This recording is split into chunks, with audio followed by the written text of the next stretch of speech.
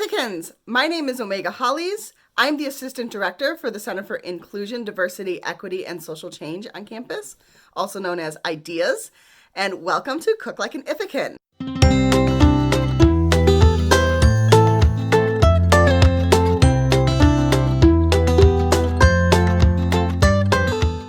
When I think of summer, one of the things that I think about food-wise is kimbap, and that's probably because I lived in Korea for 2 years. And when I was in Korea, especially during the summertime, if you were thinking about going on a picnic or going to an amusement park or like walking along the Han River or just hanging out with your friends and you wanted something that was quick and on the go for food, kimbap was one of those options. And it's really, really good. It's also great because kimbap is one of the first Korean foods that I tried or like that I ate when I got to Korea. I didn't have very many Korean skills, like Korean speaking skills. I had zero reading skills, like absolutely no reading skills. And kimbap was one of the first like foods that my coworkers and my friends introduced to me and taught me how to order. So yeah, I have like a lot of really good fond memories about kimbap. And hopefully, if you've never tried Korean food before, this is a really great introduction to Korean food for a number of reasons. So first reason is that it uses ingredients that you could probably find in your regular grocery store, right? Vegetables, meat, whatever you want. And that's, I mean, the only thing that I think you might have difficulty finding if you are not in a place that has like an international mart or like a really nice like a Wegmans or something might be the seaweed. But besides that, I think you can order that online first of all, so you can totally do that. But besides that, everything else I know you can get in just about any grocery store across the nation. So that's one of the reasons why I love kimbap. Another reason is that because they're things that you like, they're really simple ingredients, it can be really healthy.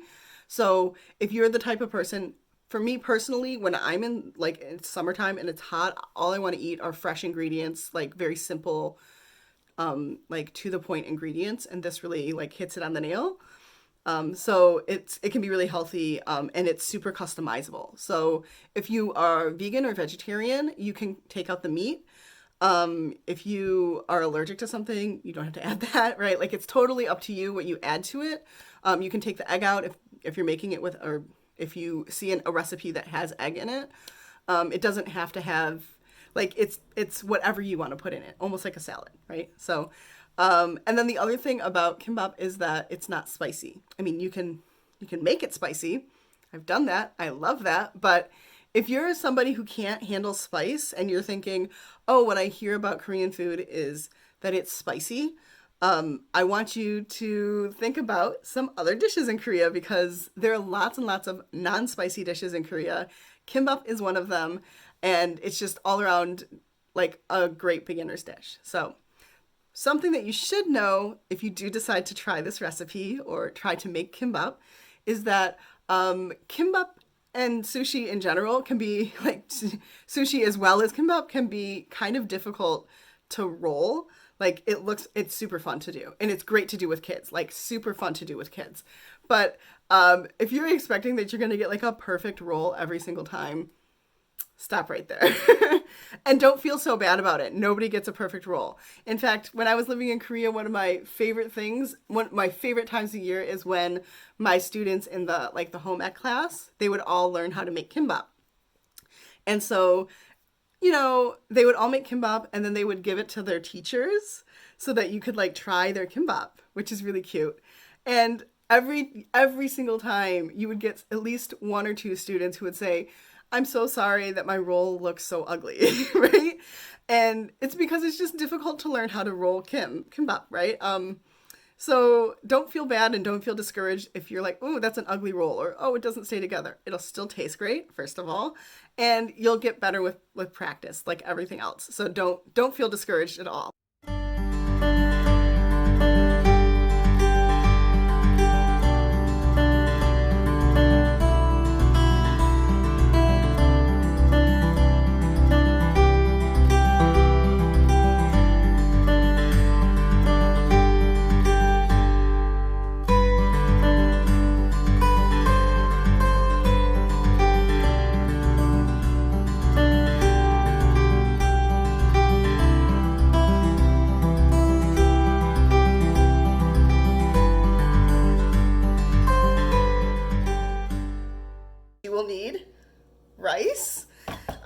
And I have this measured out at, if you are using a rice cooker, especially if you're using an Asian rice cooker, you'll need 2 cups of your Asian rice cooker cup, right? And if you are not, if you're using the stovetop, you'll be using a cup and a half of a regular standard cup. And these are not the same size, as you can hopefully see. I'm going to fill this up with water, and so that you can sort of see the difference in the size. So, okay. So this is a cup of water if you're using a rice cooker, and pour it in there. It is not a cup of standard size cups. It's 3/4 of a cup. So that's why if you're using a standard measurement, if you don't have rice cooker measuring cups, that you'll use a cup and a half. Okay? So I'm just gonna dump that. So this is a cup and a half of a standard, or 2 cups of the rice cooker cup that I will be using.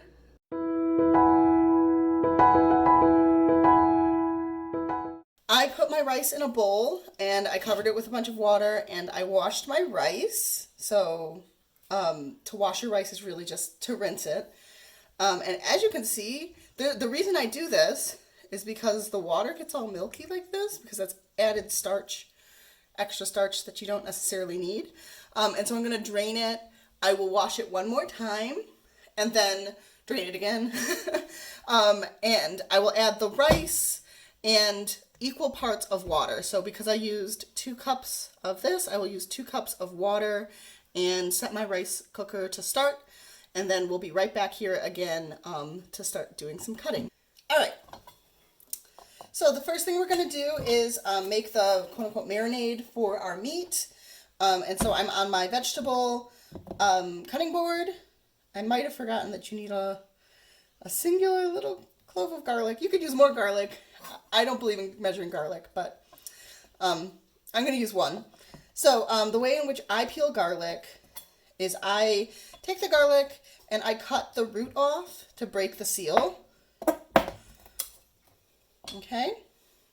And I'm going to get a bowl for garbage, scraps, what have you. I'll put it over here, so you won't see it. And then I just, hopefully you can see this. I'm not looking at the camera.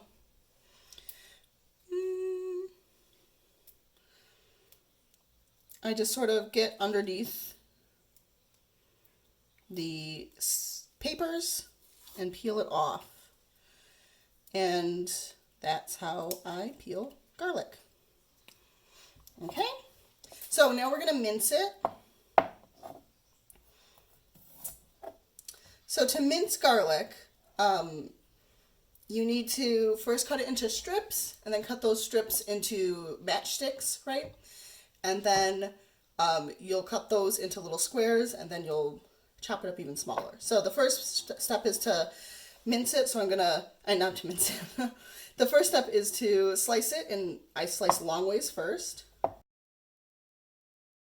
And then I like to stack these up a little bit. And I slice long ways again.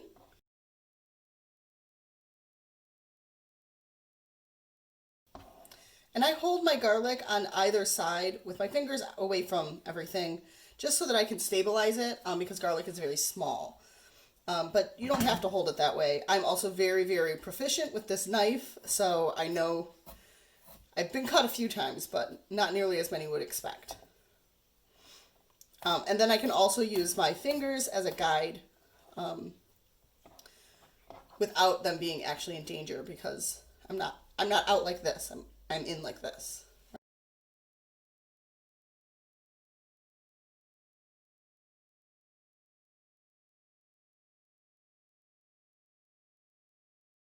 So the next thing we're going to do is slice our meat. So I just am breaking the seal on the packaging. And taking the meat out. I guess I need those, actually. There we go. So this is the meat cutting board.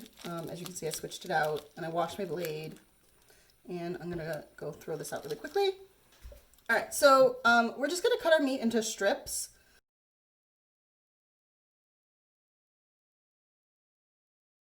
You don't have to use meat, like I said. This is totally up to you. I'm using meat because this is going to be my husband's lunch tomorrow, so. And then I'm gonna cut these into strips as well. So like, these are like nice flat pieces. This one isn't because it's the end piece, but that's all right. Into nice little thin strips and put it with your garlic.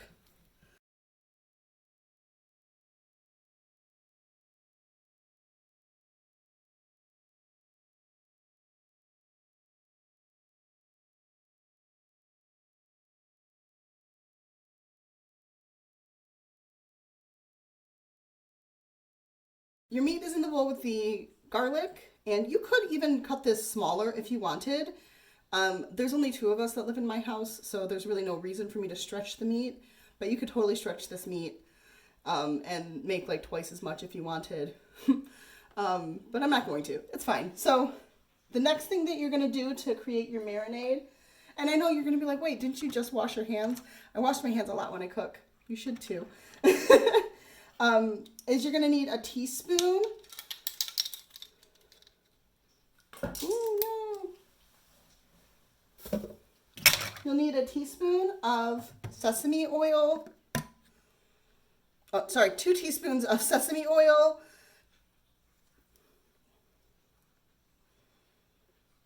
2. And 2 teaspoons of soy sauce.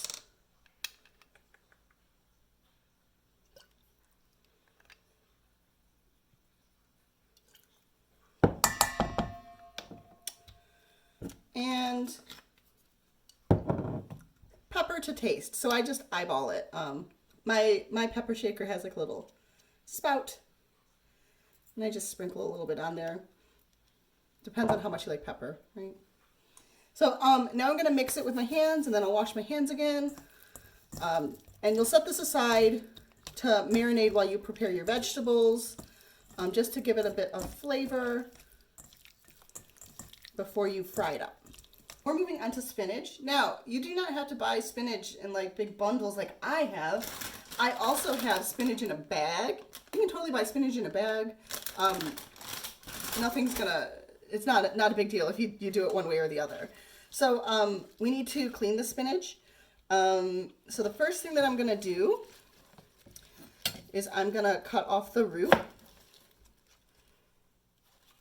of the spinach. And these spinaches are really quite stemmy, but it'll still work. It's not a big deal. And I'm going to put it in a bowl and cover it with water to let the dirt drop to the bottom of the bowl. And then after that, we're going to be boiling some water and parboiling this, or like quickly plunging it in water, in hot boiling water, and then draining it and plunging it in cold water. So I washed the spinach. There's a little bit of spinach in here. And so I just want to show you why I washed the spinach. I hope you can see. There's a bunch of dirt in there, and the water's a little brown, right? Which is totally fine. If you bought triple wash spinach already, you don't need to wash it again. It's totally fine, but I'm obviously, like, I bought it fresh, and so it still has a bunch of dirt on it. So I just rinsed it. And I'm gonna rinse out my bowl so there's no sand in it. Right? You could also, if you are gardening right now and you made your own spinach, I think spinach is an early spring sort of plant, and it might be going to bolt right now. But if you had spinach that you grew in your garden, this would be an excellent dish to use it with your spinach. So I'm going to put that on the side there, and I'm actually going to, I'm not going to, what I usually do is I cut it up. I guess I'll do that right now. That's not a big deal. So I'm going to cut it in the middle, and we have these big bunches, and I'm gonna lay the spinach leaves on its side here like this. And I just want to make like little strips of spinach. So I'll show you with this amount, and then I'll do the rest off camera. So I'm going to take the leaves and I'm going to roll them up like so. And I'm just going to cut those, and it will create little strips. Okay. So I'm going to do that off camera, and then I'm going to plunge these in some boiling water that is well salted. Okay, so I've blanched my spinach, and then I've rinsed it with cold water so that it's cool to the touch. And I squeezed out as much water as I could so that it's not like super waterlogged. It's still pretty juicy, but then I'm gonna take it. Looks just like a bunch, right? And remember, we had made those strips. That was to make it so that it was just easier to get into. I just have a small pot that I was using. You could, again, you don't have to do that at the beginning, but those strips make it really easy to take apart your spinach. If you do it as whole, then you will be cutting all of it at once, right? But I don't need to cut my leaves anymore because I already cut them. So I'm gonna take out all of my stems, which, as you can see, have totally, like, they're a little translucent, kind of like succulents. I'm gonna take all of these stems and I'm gonna cut them up now that they are nice and cooked. All right, and then we're gonna put all of this in a bowl so that we can season it.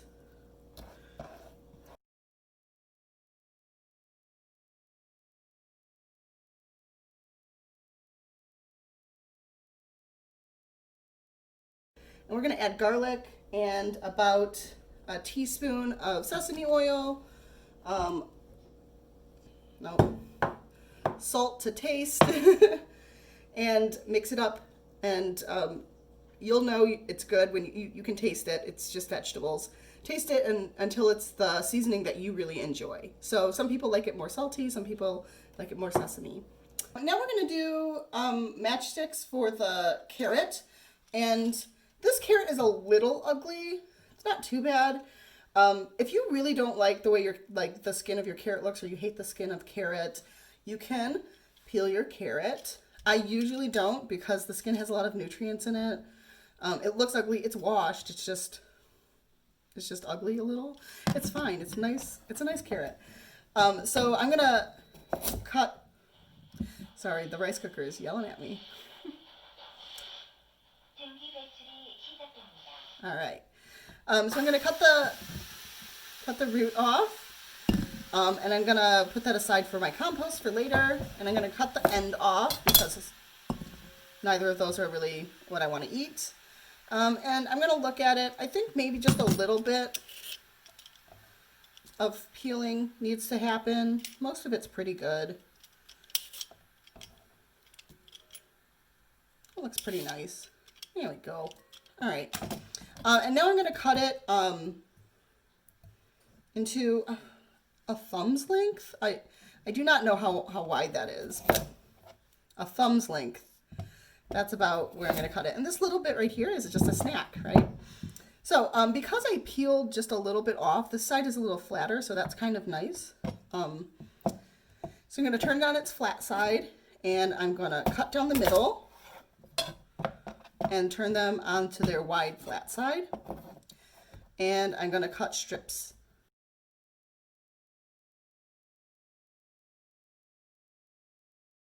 Now, take the little bit off because, again, you need a flat surface, and turn it on its other flat side so that you're looking at a cut open side, and there's a cut side on the bottom here as well. And this one's a little wonky, so that one's nice and flat. And you're going to cut strips again, and that's how you make your matchsticks. At least that's how I make matchsticks. There are other ways to do it. It's really up to you and your comfort level. I find that to be the easiest way. Now that we are done with our spinach, which is tasty, it's one of my favorite side dishes. I love it. I love it so much. I love spinach. We're gonna use our frying pan. So before we do the marinated beef, we're gonna stir fry our carrot. And so all you really need to do is add a bit of oil and salt, and you just put it on high heat and stir fry it for about 2 or 3 minutes until it gets a little soft, right? You're not trying to brown it, you're not trying to like cook it thoroughly.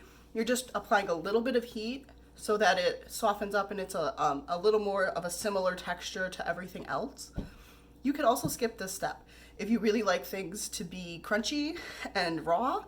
Like obviously I'm not going to be cooking our pea shoots.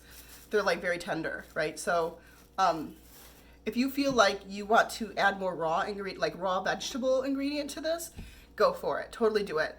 But I'm going to be cooking mine just so that it has a similar texture, and it also gives me an opportunity to infuse a bit of some like flavor into it with the sesame oil, which I really like. So I'm not going to show you my stove just because I don't want to put my phone near an open flame because I have a gas stove, but I'm sure you know how to stir fry things, right? So if you are using a propane gas stove like I am, please be aware that when we say high heat, on an electric stove, that it is usually a higher setting than on a propane gas stove. I almost never use actual high because it is really, really hot and it's warm today. So we have now sauteed carrots, blanched and seasoned spinach, and stir-fried beef, right? I'm gonna go, the rice is ready, and that's what this bowl is for. I washed the bowl, and I'm gonna put the rice in the bowl, and we're gonna season the rice. And then we're ready for our assembly. And you need your rice to be hot, and we're gonna season it. So we're gonna take 2 teaspoons sesame oil,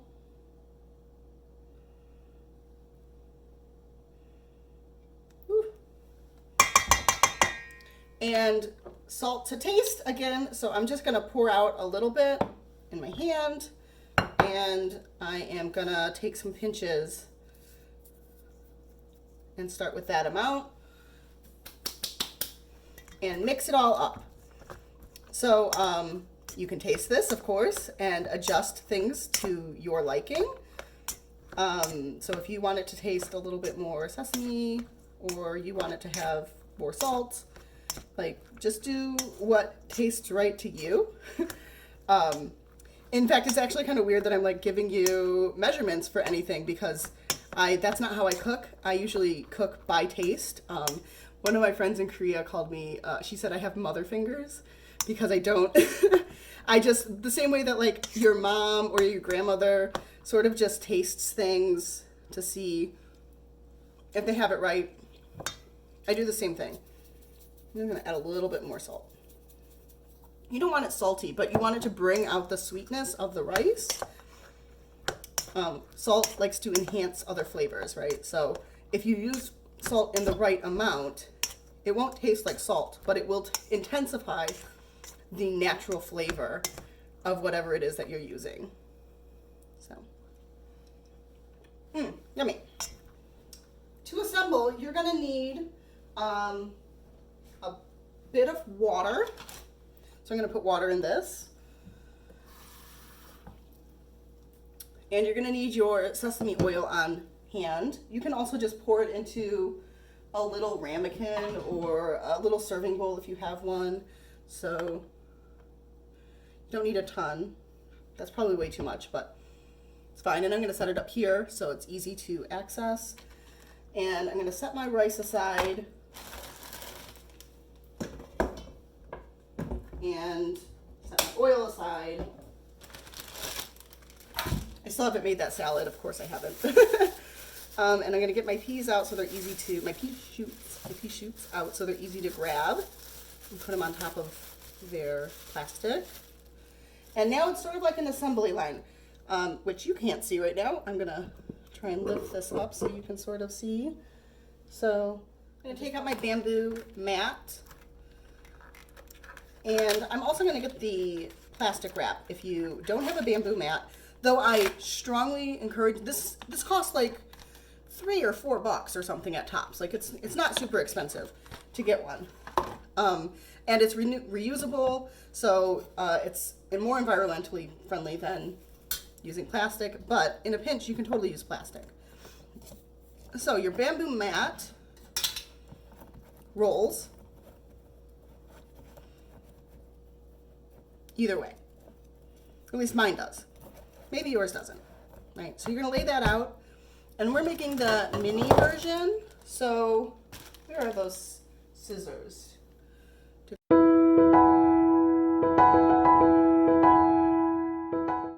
Okay, so you will need scissors and your bamboo mat, and the first thing we need to do is cut our kim.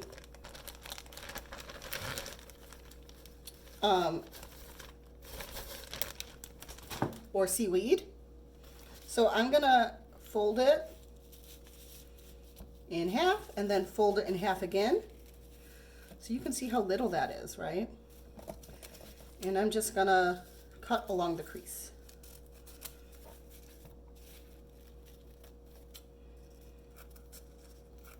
You can see now why they might be addicting, because there's so many. It's not like you're eating that much.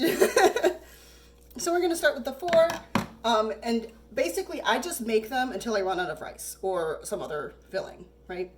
So you won't need your entire mat, but the whole thing wraps up together. So you're gonna lay it on your mat, and there's a shiny and a flat side, and I don't know if I can show you that on camera.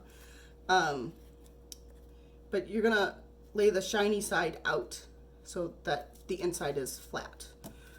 I usually think of it as like the rough side and the smooth side, but yeah. So you're gonna take a little bit of your rice, and everyone always overfills with rice. Like, don't feel bad.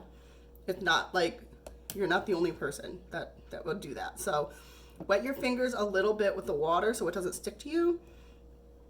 And then starting at the back closest to you, start laying down a thin.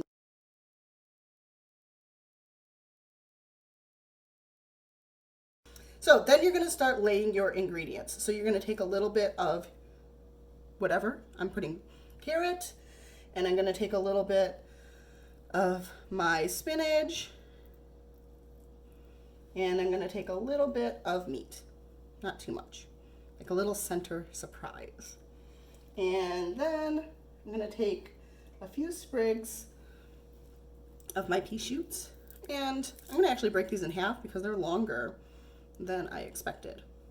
Now, you're gonna take your hands, I'm gonna move this back, okay? And you're gonna hold all your stuff in it while you start rolling up your roll, okay? Before you get to the end, you're gonna take some water and wet the end here. There's like rice all over the place. Get in there. All right. And you're gonna roll it up, and you're gonna sort of squeeze it. Squeeze, squeeze, squeeze, squeeze, squeeze, squeeze. And if you're lucky, you have a roll. Now, one of the things that I do with my rolls is I take that sesame oil and I just put it on top like this. And then I just take a little bit of the salt and I season it a little bit on top because my husband really likes the flavor of sesame oil. So that is how you roll it. And then just keep doing that over and over and over again. The last thing I wanted to show you is how to do this with plastic wrap. So I have some plastic wrap here, and I'm gonna cut that. Well, I'm probably gonna end up using both of those. So I'll just cut all of this. So I'm just gonna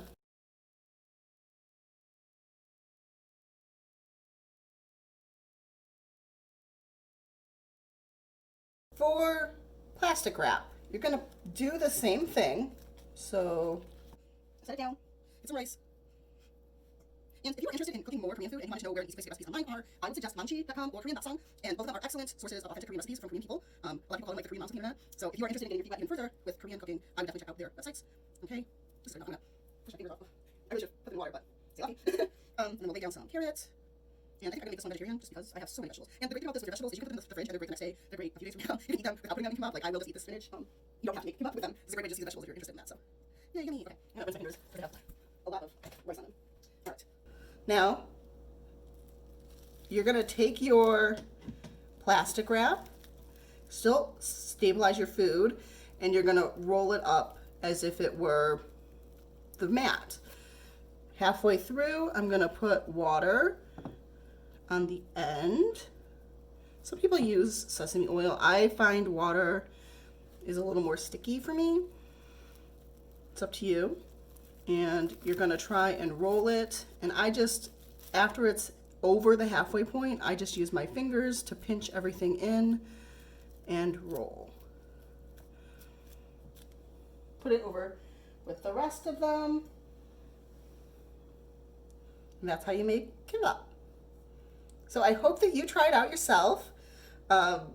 Again, it's got a lot of different pieces to it, but it's actually really easy to make. Don't feel too bad about your rolling skills. They'll get better with time. And enjoy your Korean food.